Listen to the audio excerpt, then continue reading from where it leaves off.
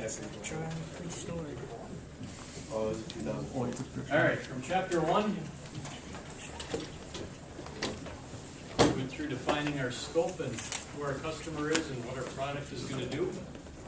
Now we can move into our brainstorming session. That's when we can start coming up with all of our ideas and how we're going to accomplish what we said we would do. We call that our brainstorming. So as far as your groups, you're going to pick a mediator. Somebody's got to document all the ideas that are flying around. Dibs. And a good brainstorming session is things are just going to start flying all over the place, and you're going to have a guy with a whiteboard just writing all that down. Wait, how are we going to do that? The key is going to be a good documenter. Somebody that can document what the idea is, who came up with it. For this, maybe you're each going to have a sheet of paper, and you're going to be able to talk through it, sketch your ideas. At the end of it, you're going to keep you initial it, sign your name on it, date it. Something so that we can go back. Remember, these ideas may not work for this project, but the next time we work on a similar project, you want to be able to pull up these brainstorming ideas, and that'll get the juices flowing again and get you back to where you were. And if you don't have these to look at, you've got to start all over again. So brainstorming is very important. We said before, each member's ideas are valid. So there are no negative comments allowed in a brainstorming session. No matter how bad the idea may sound, it's not going to be a bad idea in a brainstorming session. No negative comments allowed. And when I say I'm listening, that means when I'm watching you guys do your brainstorming, if I hear anybody go, no, that's not going to work, we can't do that, I tried that before, probably going to step in. So we have to refrain. I know that's what we want to say, we hear something, we see something, no, we can't do that. That's negative. I don't think that's going to work. That's negative. Smile. Write it down. Take it into consideration.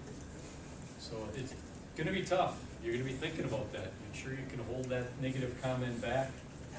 Because if you're throwing out an idea and you think it's the greatest thing since sliced bread, and the guy next to you says, oh, that's never going to work, knock it off. What's your, how much do you think you're going to participate from there on after he just called you a name in front of everybody else and made you feel this big? So brainstorming is a tricky one. That's where your ideas come from. No negative comments can be allowed. Make sure you're documenting everything as well. So that's a tough one. No negative comments. It's our nature. We want to do that. Some questions. We got to get thinking as far as what are we going to be brainstorming on. Came up with a. I didn't come up with it. Technology to work. We got to have some questions to get you thinking here. Let's see. I think we can go put a comment here. Learning the technology.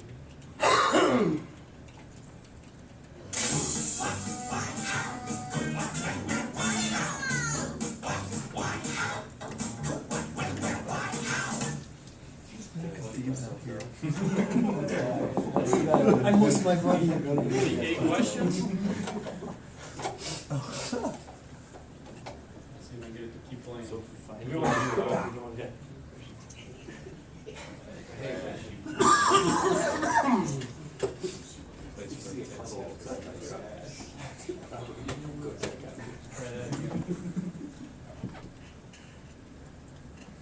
It's very important that we get this right.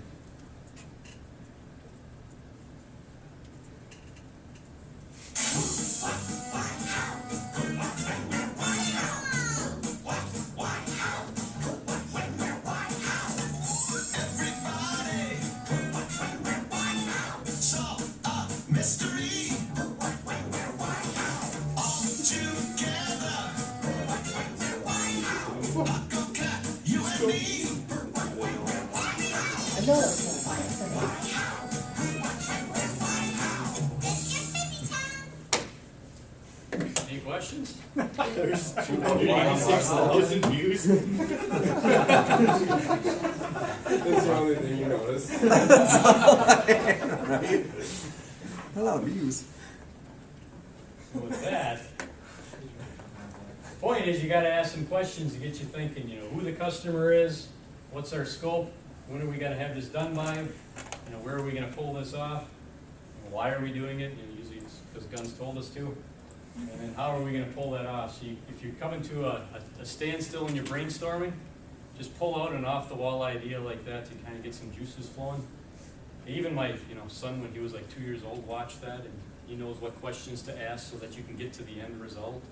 So it's a valid industry as well today. You gotta ask those questions, and you'd be surprised at what ideas you can come up with when you ask those questions. So those are the questions to get you thinking on your brainstorming session. The other ones, try to get the ideas flowing. Anybody ever heard of a Rube Goldberg machine? Everybody hopefully. I've heard of it.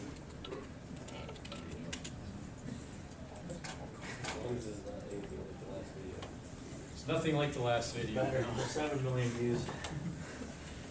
So this is one way to get to turn a page in your magazine.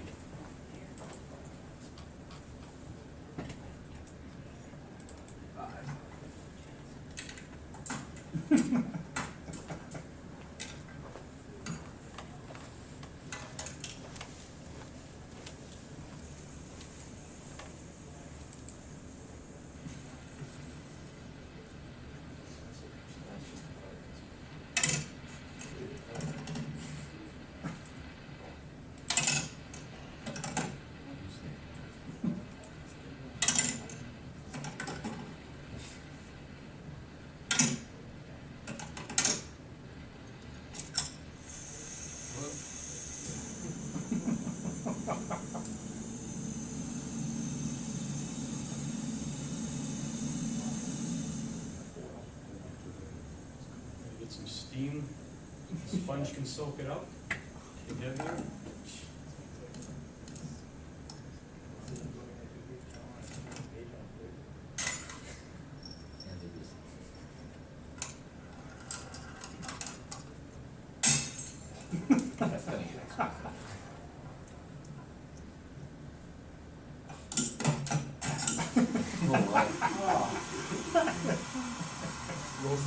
No animals were hurt in the making of this video. Just annoyed.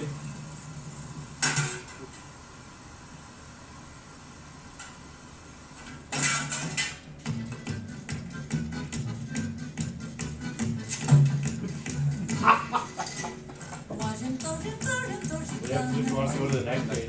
The worst one, then you gotta set it all up again. Well, that's a Rube Goldberg machine. An overly complex process to do a seemingly simple task.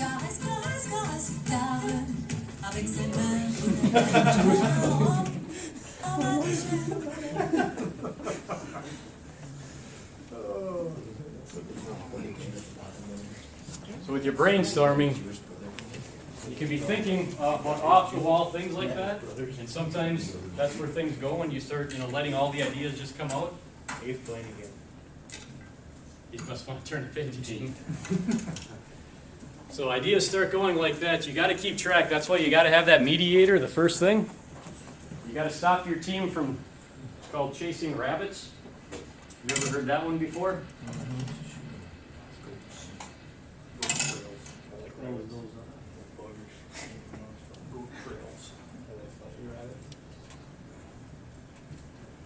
There. Fluffy.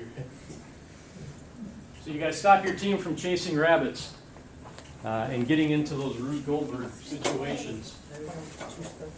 Somebody says, "Oh, I have an idea on this," and then, well, okay, that's a great idea. And then somebody else follows it, and okay, now we can start going with that one. That's a great idea. Let's do that. And you start going down the line, more ideas. All of a sudden, you're off in the middle of the woods, and it's like, "Hey, guys, back over here. That has nothing to do with what we're doing over here." So your mediator, first person you picked, documenting all this, has to be aware of fun things like that that could be going on in the group that's not productive. Pull everybody back, reset, say, "Hey, that's fun, guys, but let's get back. We're out chasing rabbits." If you see your teammate going like this, come back. So that's all for the Rube Goldberg situations there.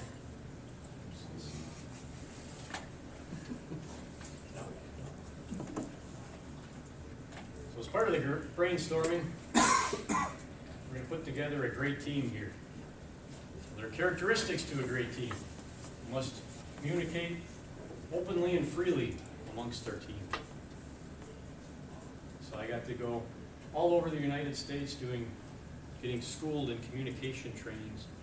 Some of the companies I worked for, this is a huge aspect of working as a designer, because we do work in teams. If you think you're going to get a little detail and sit in your cube and not have to talk to anybody all day, it's pretty rare that that's going to happen. We are going to be working in teams. We must communicate openly and freely. We have to be able to share ideas, and we have to be able to listen to other people's ideas. We have to provide each other with open and direct feedback. So, you know, if the wife comes home with a bad haircut and she's like, how's the hair today? Looks like shit. Looks good, honey, you know. That's not going to be very productive. So, you know, you got to be open and direct with her. You know, honey, I really don't like it that. No, don't say that. You got to get a little more character with the way you give your feedback. But it has to be direct. Say, well, you know, I really liked it when it was longer. You know, not so much when it's shorter. So you have to be honest, have to be open, and it has to be direct. No beating around the bush. That's not going to be very productive for your team. Same thing. We have to hold each other accountable. So if somebody's not showing up to class, and they're like, well, you know, you can miss next week, I'll miss this week, that kind of thing. You got to hold each other accountable. Somebody has to get their task done. You got it on the schedule. You guys got to hold each other accountable to say, you're going to get that done. You can't just wait until the third week and all of a sudden, well, you know, Joe over there hasn't done a thing. You know, you can't wait until that time. So each week you got to be doing your status checks. Hey, you know, how you doing on that? How you doing on that? Don't take offense if somebody asks you, are you just about done with that? How are you working with that? They're trying to get a feel for how the project is moving along. Manage your time and efforts productively. Don't be chasing after those rabbits. Obviously, you have to manage your time. You know what you have to get done. So work on that. Fully utilize your diverse strengths, styles, and different points of view. It's one beautiful thing of working in a team, is they're going to be different than you. It's also a headache sometimes, but the other thing is you have to take advantage of how different they are and their different thinking. They look at things from a different perspective than you usually. Take advantage of that. Don't close that out. Don't shut the door. Take advantage of all those different ideas. Define and follow decision-making guidelines. So that's what we've been doing here. Come up with, okay, this needs to be done. We have to come up with our new handle. We have to come up with something ratcheting. How are we going to do that? Well, let's take a look at, you know, the ideas that are out there already. Let's take a look at some of the different catalogs. Let's look at, you know, snowmobiles, snow blowers, stuff like that, things with handles on. So define and then follow the decision-making guidelines in your team. And a big one is going to be managing conflict amongst your teams. It's tough when you're working with someone for the first time, but you have to keep in mind, I guarantee conflict will occur. You are going to run into conflict amongst your teams. How you handle it is going to dictate if you make it to the next level or not. Ease, deal with it quickly and with tact is what we're trying to deal with here. Once again, if you're waiting until the third week to tell someone you haven't done a thing on this project yet, I want you off of this team. A, that's not tact. B, that wasn't timely. I think the key word here is tact. Tact. That was cool. I couldn't get to do that. Want to hear it again? Yes. Whatever you say, baby. So, definition of it from the dictionary says it's a keen sense of what to say or do to avoid giving offense. It's a skill in dealing with difficult or delicate situations. It is a huge skill to possess is having tact, especially working in these team environments. And that's just it. It's a keen sense of what to say or do. Are you watching the people? Are you looking into their eyes kind of when they're talking? You know, if you're looking at things from your perspective, or are you thinking, well, you know, what did they do, you know, on this? You know, they have this other experience level. It's not looking at things from your perspective all the time, using their diverse styles and different points of view, and not telling somebody, you know, hey, you haven't done a thing on this project all week, you know. It's like, well, really, you know, I've been working on this and this. You might not know the whole story, is the other side. So how you approach someone, think about how you'd want them to approach you, is always a big one. And knowing how to avoid giving offense. It's a skill, it's an art, whatever you want to say. Difficult, delicate situations. You might have some situations that you don't even know are delicate or difficult until you're in over your head. Some examples of that is from the Seven Habits of Highly Effective People from Stephen Covey, if you guys have read that book yet. I don't think so. Awesome book. Awesome book. It's going to change your perspective on things. It forces you to look at perspective. And one of the examples from there is, you're riding home on the bus, and there's a family, got a father and 2 kids, and they're screaming and running up and down the aisle, and just everybody on the bus is just annoyed by this. You know, it's like, we've all been there, we've had a hard day, we just want to ride the bus on the way home or the airplane, wherever we are. And the kids are screaming. You can just tell they're annoying other people, they're annoying you, and the father is just sitting there staring out the window. Just oblivious to it. And you're sitting there thinking to yourself, get up and take care of your kids, you know, right? I wouldn't let my kids run around like that. Look at this guy, he's looking at all the kids, all these people are annoying. You can just see they're all annoyed by this, you know. So you're thinking to yourself, well, if nobody else is going to get up and say something, I'm not going to sit on this bus for the next half hour with these kids running around. So you walk up to the guy and you're like, excuse me, your kids, yeah, they're a little annoying over here, you know, everyone agrees, you know, can you quiet them down over here? And the father kind of looks up at you and goes, oh, I'm sorry, I didn't notice that. Yeah, the kids just don't know how to deal with the loss of their mother. We're just on the way home from the hospital. We just lost our mother today. And, you know, right about there is where you're like thinking I should take my foot, go to, you know, and, you know, kind of sit back and go, oops, I guess it really was. Go ahead, kids, run around, you know. So how do you put yourself in every situation? You know, that was a tough one to see. You might not see stuff like that, but every time you go and you think you're in the right to do something like that, somebody else could be having a lot rougher day than you were. And, you know, was it really that big of a deal that the kids were running up and down all of a sudden? It's like, well, maybe not such a big deal, you know. So you always have to be thinking and trying to deal things with, if I can get it to say it again. Hey. Tact. So thinking in your group and dealing with Tact. God, what I would do to her.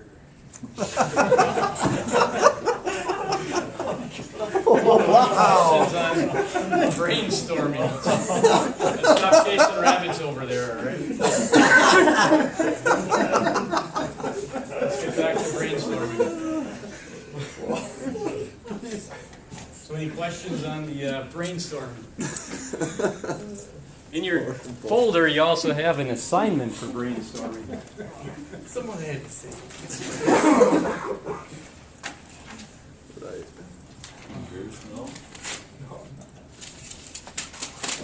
You got your brainstorming assignment in there? Same thing, beginning of the next class. This one's an individual grade. Brainstorming is a group activity. But I'm going to grade this on an individual basis, saying that each person has to hand in one document. It says per team member, so each individual is going to hand in their brainstorming idea to me at the beginning of the next class. That's one brainstorming idea, documented and signed by each individual on some design aspect of your project. This is today, so this is your next class, or is this Bingo. next class? Next class, yep.